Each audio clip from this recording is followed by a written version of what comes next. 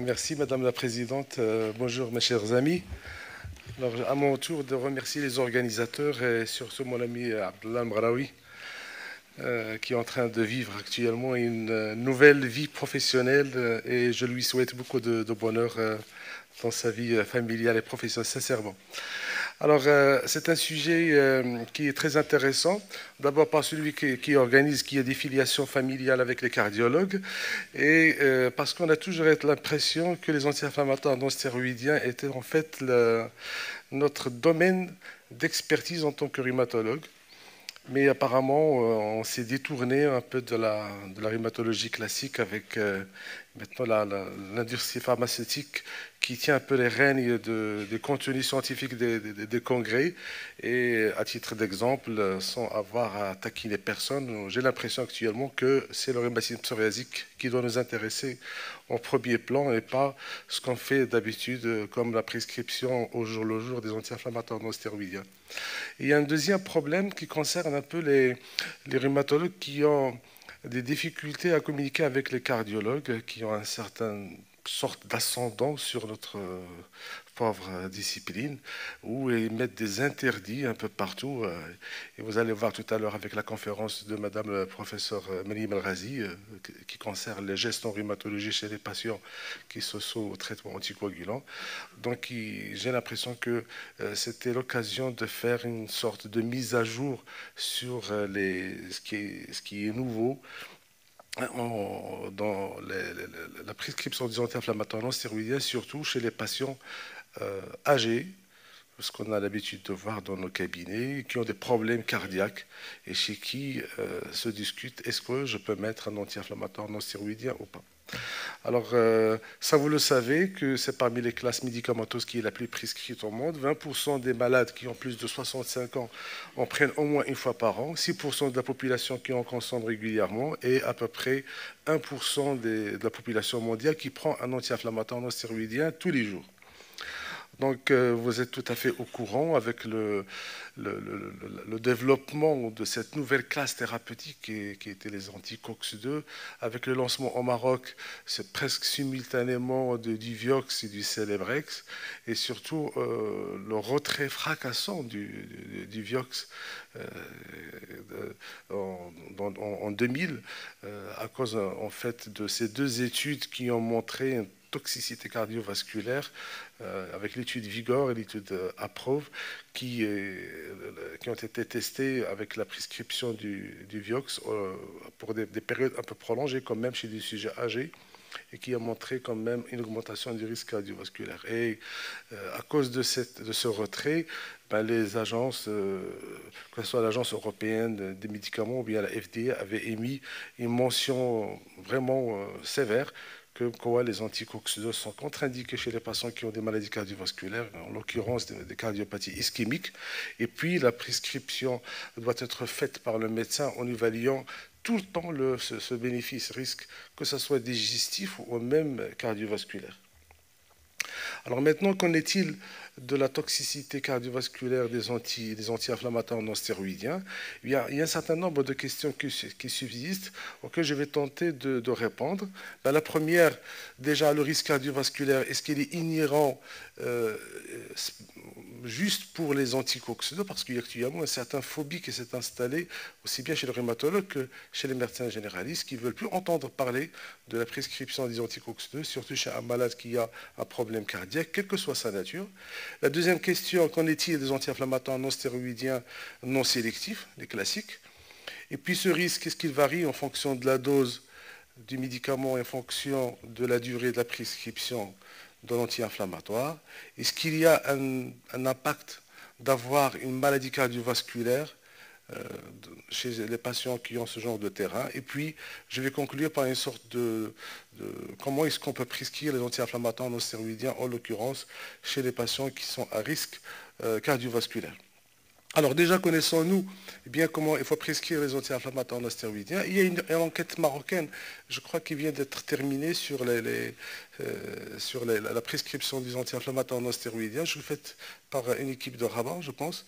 Et celle-là, c'est un travail qui a été présenté à la Société française de rhumatologie, où tous les rhumatologues français qui ont reçu une sorte de vignette des cas cliniques. Il y avait 13 cas cliniques avec des réponses concernant le management du risque cardiovasculaire, digestif, la grossesse, etc.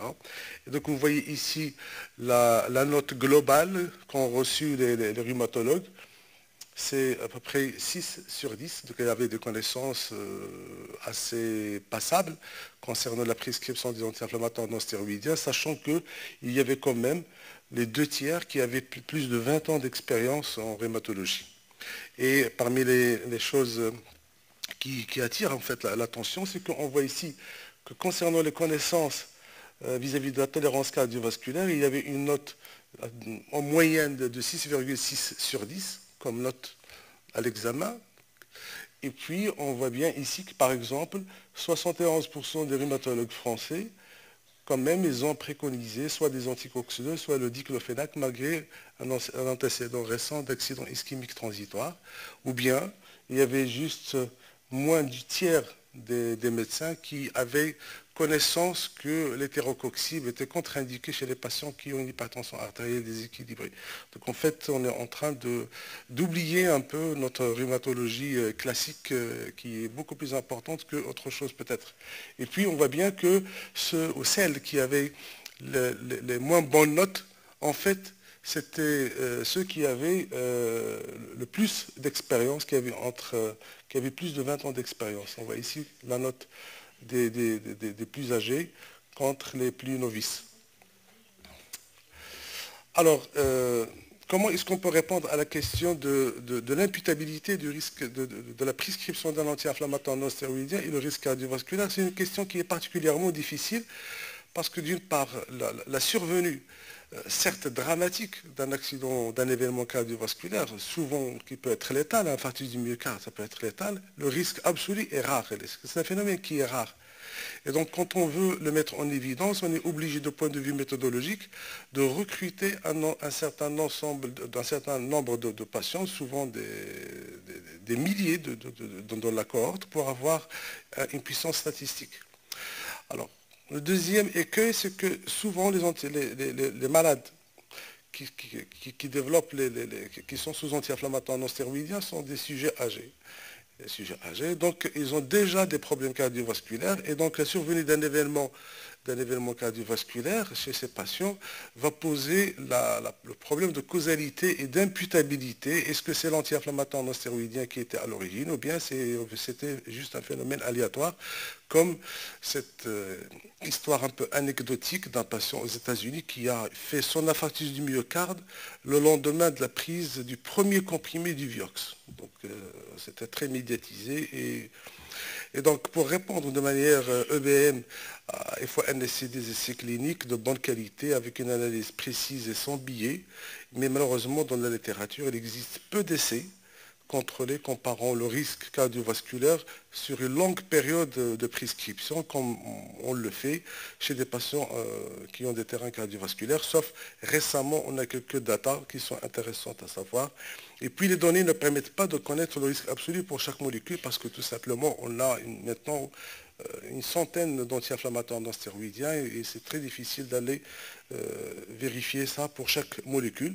Et pour les adeptes de la médecine fondée sur la preuve, vous voyez ici par exemple le saint graal de la méthodologie sont les méta-analyses, mais une méta-analyse, pour qu'il soit de bonne qualité, il faut qu'il inclue en fait des papiers de bonne qualité. Si on a des essais de mauvaise qualité, ben la méta-analyse ne sera pas vraiment d'une grande utilité, comme par exemple les essais contrôlés randomisés. C'est vrai qu'ils font baisser le billet d'indication, ils donnent une bonne comparabilité entre les groupes, on a un contrôle de l'observance.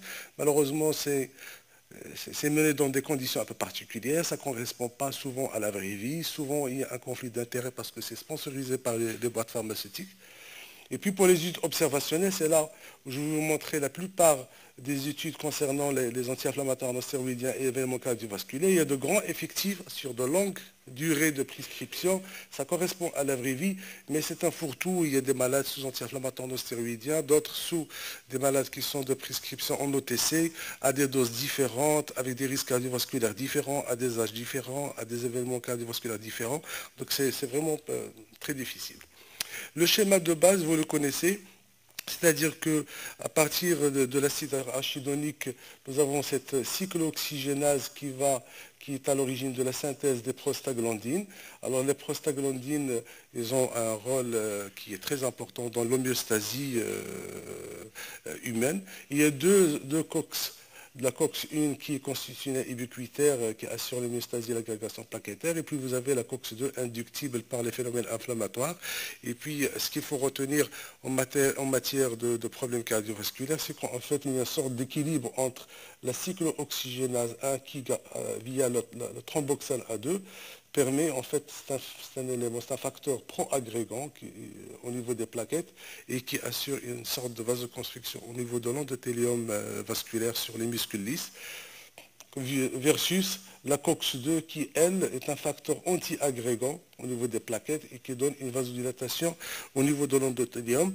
Et à l'état physiologique, il y a une sorte d'équilibre entre la synthèse de la COX-1 et la COX-2 que vous voyez ici. Quand on veut prescrire, par exemple, de l'aspirine, vous allez bloquer de manière irréversible la thromboxane A2 et on aura un effet anti-agrégant, anti-thrombotique qui est recherché par les cardiologues pour les patients qui sont à risque d'événements coronariens. Quand vous donnez un anti-inflammatoire non stéroïdien sélectif de la COX-2, ben vous allez bloquer la prostacycline et vous aurez un état prothrombotique qui explique un peu les événements cardiovasculaires. Donc c'était en fait ça le concept de vouloir mettre sur le marché une nouvelle classe thérapeutique qui réduit le risque digestif de 50%, mais le problème c'est qu'il augmente les événements cardiovasculaires et il y avait une sorte de classification qui est apparue dans les années 2000 qui met d'un côté les anti-inflammatoires non stéroïdiens qui sont hautement sélectifs pour la COX-2, ceux qui sont moitié-moitié, puis les autres qui ne sont pas sélectifs du tout de la COX-2.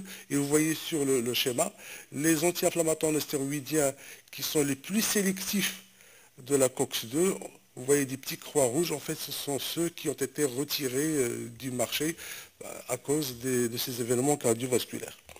Et donc, en matière de facteurs de risque d'événements cardiovasculaires sous anti-inflammatoires non stéroïdiens, de point de vue pratique, le rhumatologue doit prendre en considération les deux volets. Le premier, c'est l'anti-inflammatoire non stéroïdien. Est-ce qu'il y a vraiment une différence entre les molécules? Est-ce qu'il y a un phénomène dose? Est-ce qu'il y a un phénomène sur la durée du traitement? Et d'autre part, le terrain cardiovasculaire du malade et éventuellement la maladie pour laquelle il vient consulter. Et là, je fais allusion, bien sûr, aux maladies inflammatoires, la polyarthrite rhumatoïde et la spondylarthrite. Donc, est-ce qu'il y a une différence entre les anti-inflammatoires non stéroïdiens, c'est-à-dire est-ce qu'il y a un effet classe? Est-ce que les anti-COX-2 donnent plus d'événements cardiovasculaires que les anti-inflammatoires non stéroïdiens classiques? Donc il y a une... Vous allez faire un petit voyage dans le temps. Donc vous voyez ici, c'est parmi les premières études observationnelles. On est là en 2002 avec cette méta-analyse étude observationnelle rétrospective de Ray qui avait montré à l'époque qu'il y a un sur-risque à la prescription du rofecoxib par rapport aux anti-inflammatoires non stéroïdiens. Ce sont d'études qui ont un peu mis le frein à la prescription des anticox de manière générale et le retrait, bien sûr, de cette molécule. Et puis, par la suite, vont apparaître d'autres papiers encore plus intéressants, notamment cette première méta-analyse, là on est en 2006, qui, elle, met bien sûr en évidence qu'il y a un sur-risque d'utilisation d'un anticox-2 versus placebo avec une augmentation de 40% d'événements cardiovasculaires graves avec les anticox-2 quand on les compare aux autres anti-inflammatoires non stéroïdiens, sauf que le risque il est similaire également entre anti-OX2 et autres anti-inflammatoires non stéroïdiens classiques, sauf peut-être le naproxène. Donc c'est pour la première fois on parle en fait que tous les anti-inflammatoires non stéroïdiens ont une toxicité cardiovasculaire. Et donc, vous connaissez très bien l'étude, ce travail, l'étude Medal, qui en fait, c'est un programme où c'est une sorte de méta-analyse qui a comparé spécifiquement un anticox-2 qui est le thérocoxib versus le diclofénac. Ce sont les données qui proviennent de 3 essais avec un plus grand nombre de patients qui ont de l'arthrose ou de la polyarthrite rhumatoïde sur une prescription ici qui est prolongée de 18 mois. Et quand on fait bien la comparaison, on a trouvé en fait que le risque était similaire entre l'hétérocoxib et le diclofénac. Donc on est en train de s'éloigner progressivement de ce phénomène de classe, c'est-à-dire que ce n'est pas les anticox-2 qui étaient responsables des événements cardiovasculaires, mais probablement c'était les anti-inflammatoires non stéroïdiens, même classiques, qui à l'époque n'ont jamais été évalués dans ce contexte. Et puis pour conclure, vous avez ce papier-là qui a en fait qui a une synthèse de données d'une trentaine d'essais sur, vous voyez, sur le nombre de patients, plus de 100 000 patients, qui a montré en fait que tous les anti-inflammatoires non stéroïdiens ont un effet cardiovasculaire.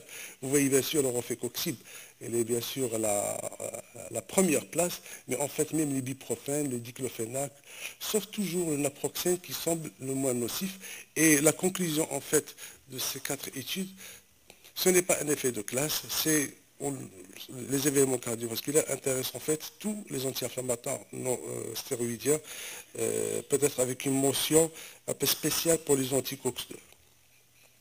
Alors, il reste 2 autres études que j'aimerais bien partager avec vous. Ça, c'est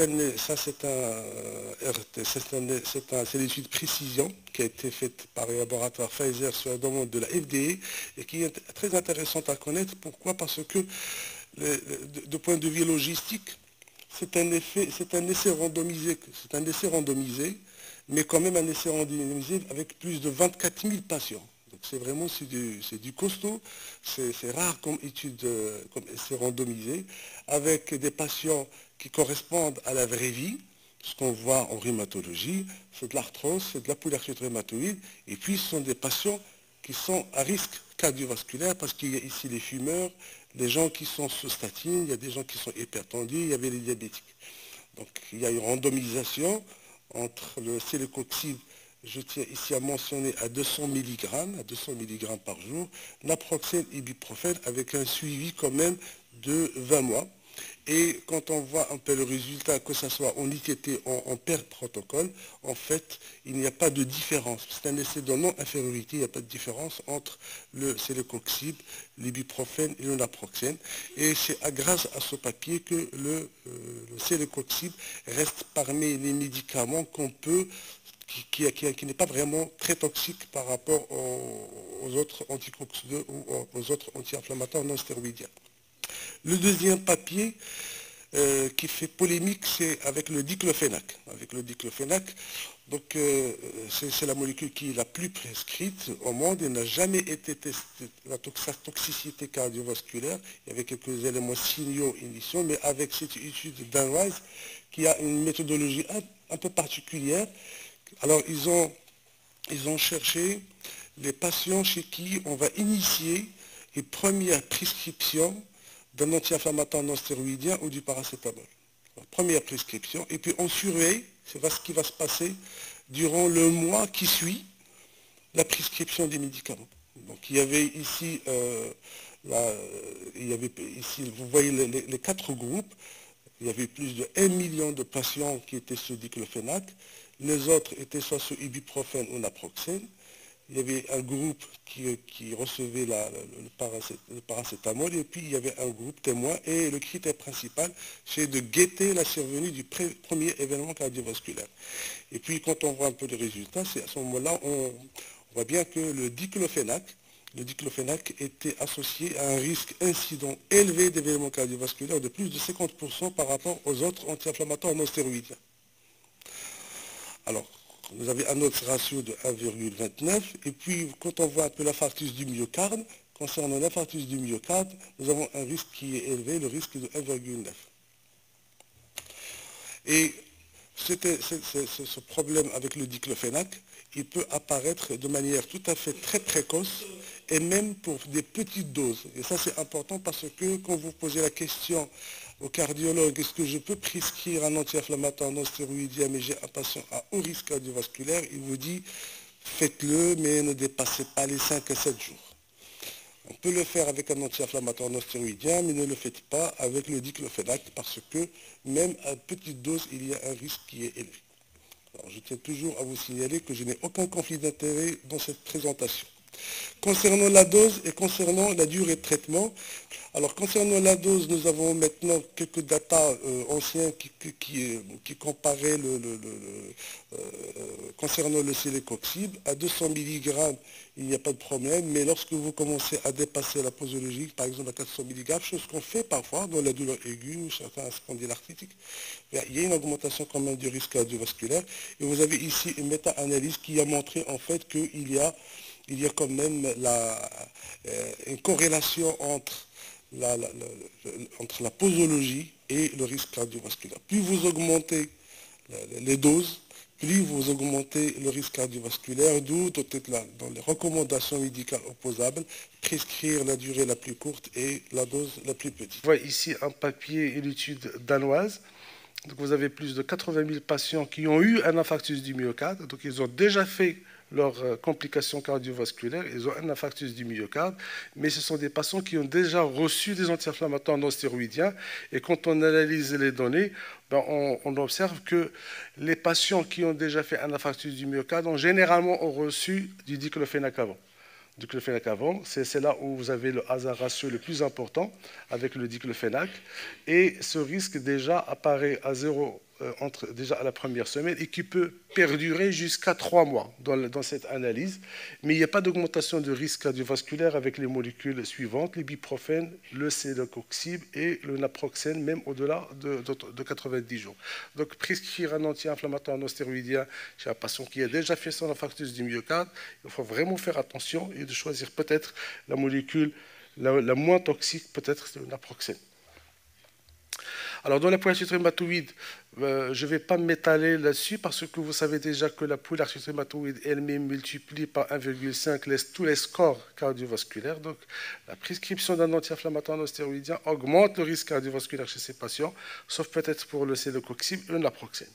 Par contre, dans la spondylarthrite, à la SFR en 2016, il y avait cette étude qui a permis de comparer des patients atteints de spondylarthrite qui n'ont jamais reçu d'anti-inflammatoires non stéroïdiens, et il faut aller les chercher ces malades, versus les patients qui prenaient des AINS au long cours. En fait, il n'y a pas d'augmentation du risque cardiovasculaire dans cette catégorie, probablement parce qu'il s'agit de patients qui sont plus jeunes. Alors, des interactions médicamenteuses, il y a des nouveautés, des choses que j'ai découvertes moi-même. L'interaction aspirine et anti-inflammatoire non stéroïdien. Lorsque vous donnez un anti-inflammatoire non stéroïdien à un patient qui prend de l'aspirine, sachez que les AINS diminuent l'effet antithrombotique de l'aspirine et que vous faites perdre la protection cardiovasculaire avec la prescription de votre anti-inflammatoire non stéroïdien. Et cet effet anti-agrégant, il est diminué en prenant l'anti-inflammatoire non stéroïdien 30 à 60 minutes après l'aspirine. Donc si on a à donner l'anti-inflammatoire non stéroïdien, il faut que cette prise soit éloignée de celle de l'aspirine. Il faut voir avec le malade quand est-ce qu'il prend son aspirine. Et cet effet a été observé dans une étude britannique, surtout avec l'ibuprofène, parce que l'ibuprofène, il est délivré sans ordonnance dans les pays anglo-saxons, il est utilisé comme antalgique. Donc l'ibuprofène, il a fait augmenter dans plusieurs études observationnelles le risque d'infarctus du myocarde ou de récidive d'infarctus du myocarde, parce que l'ibuprofène enlève la protection de l'aspirine. Donc ça, c'est quelque chose qu'il faut retenir. Les patients qui prennent de l'aspirine et un inhibiteur de la pompe à protons, un IPP, dans ce travail, dans cette étude danoise, les gens qui prenaient un IPP ont un risque cardiovasculaire plus élevé que les patients qui prenaient uniquement de l'aspirine, sans IPP. Donc, en quelque sorte, le fait de prendre un inhibiteur de la pompe à protons augmente le risque cardiovasculaire de 40 à 60%. Alors, ce phénomène n'est pas observé avec les anti-H2, et il est observé avec toutes les classes des inhibiteurs de la pompe à protons, que ce soit avec le méprazole, l'enzoprazole ou bien avec le pantoprazole.